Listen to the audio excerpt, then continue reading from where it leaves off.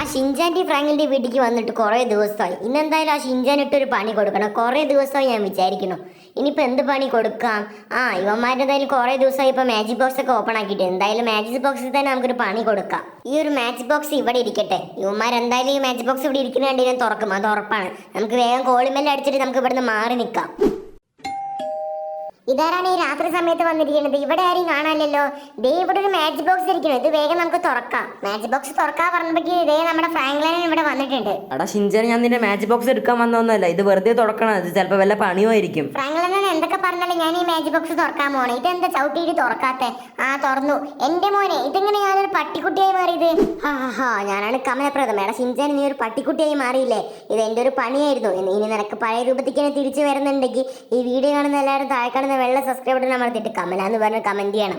എല്ലാവരും എനിക്ക് വേണ്ടി കമല എന്ന് കമന്റ് ചെയ്തേക്ക്, എന്നാലും എനിക്ക് പഴയ രൂപത്തേക്ക് തിരിച്ചു വരാൻ പറ്റുള്ളൂ.